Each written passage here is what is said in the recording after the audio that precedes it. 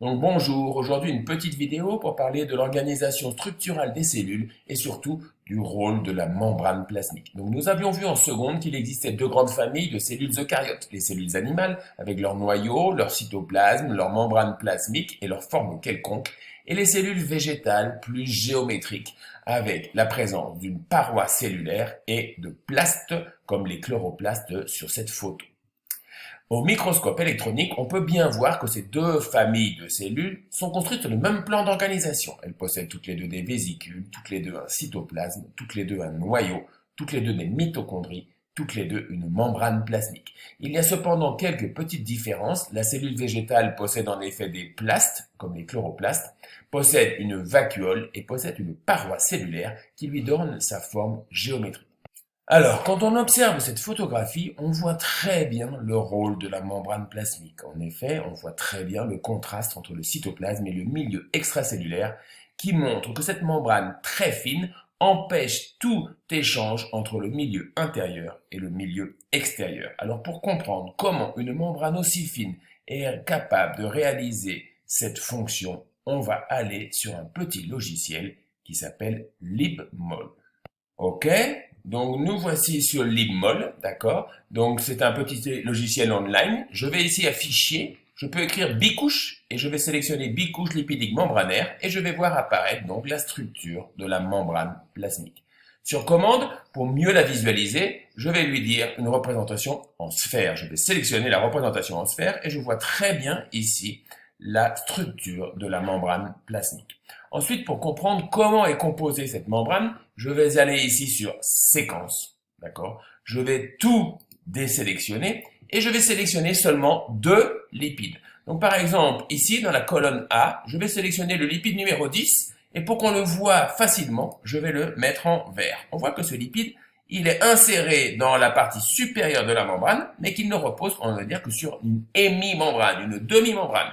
Je vais chercher un autre lipide en face de lui, donc quand je bouge ici, je vais les voir. Donc par exemple, je vais choisir le lipide numéro 110, je vous avoue que j'ai un petit peu préparé ma vidéo avant, et je vais la sélectionner, il est juste en face, et je vois donc que ma couche lipidique, ma membrane lipidique, pardon, est composée d'une double couche de lipides, les uns en face des autres. Alors en quoi cette double couche de lipides est-elle particulièrement efficace pour empêcher les mouvements ou empêcher les échanges entre l'intérieur de la cellule et l'extérieur de la cellule. Pour cela, on va sélectionner un lipide et on va essayer de comprendre comment il est fonctionné, comment il fonctionne. Donc je vais tout sélectionner sauf un lipide et je vais les cacher. Quand je fais ça, je vois ici parfaitement un lipide et je vois qu'il est composé ici d'une tête. Cette tête possède des atomes d'oxygène et une partie phosphorique, elle est hydrophile et possède ici une queue qui est composée uniquement de carbone et d'hydrogène qui elle est hydrophobe. Alors maintenant, pour comprendre cela, je vais revoir ma molécule et je vois très bien donc que la partie externe et la partie interne de la membrane plasmique sont hydrophiles alors que la partie centrale est hydrophobe. Donc, on comprend mieux maintenant pourquoi la membrane plasmique, bien qu'elle soit si fine, moins de 7 nanomètres, est capable d'empêcher les échanges non désirés entre le milieu intérieur et le milieu extracellulaire. Mais si je regarde une cellule d'épiderme d'oignon au microscope dans une goutte destillée, comme vous l'avez fait en seconde, on voit très bien ici le noyau et on voit très bien la vacuole qui est donc remplie d'eau. Si je prends ces cellules d'épiderme d'oignon et que je les mets dans une goutte d'eau salée, voici ce qui se passe.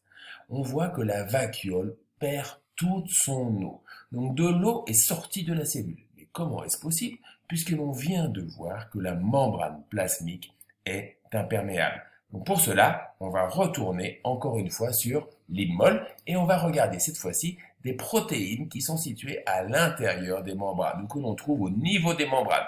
Donc lorsque je vais ici sur Fichier, je clique le numéro 3D9S ici et je vois apparaître ce qu'on appelle une aquaporine. Alors vous allez me dire, cette molécule, elle semble un petit peu compliquée. Eh bien, je vais ici sur commande, d'accord? Je vais la mettre en ruban pour un peu mieux comprendre sa structure. Je peux la colorier par chaîne, d'accord? Donc on voit que c'est une protéine qui a l'air de former comme un espèce de petit tunnel au milieu. Alors pour mieux comprendre comment elle fonctionne, je vais la remettre tout en grise, d'accord, ici, et je vais faire apparaître les molécules d'eau. Les molécules d'eau, je vais les mettre en sphère. Donc la protéine, je la laisse en ruban.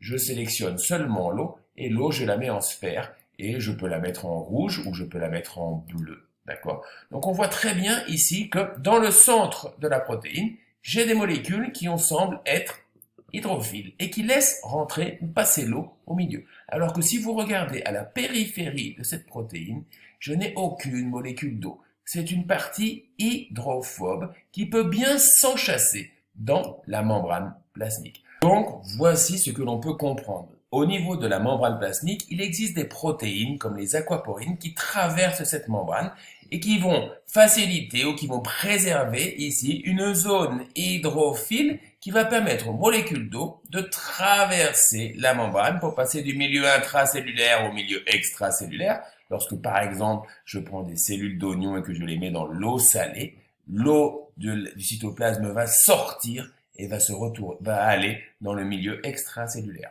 De même, il existe des protéines qui vont permettre le transfert de molécules lipidiques ou le transfert de molécules d'ions, etc., etc., qui vont donc permettre les échanges contrôlés entre l'intérieur de la cellule et l'extérieur de la cellule.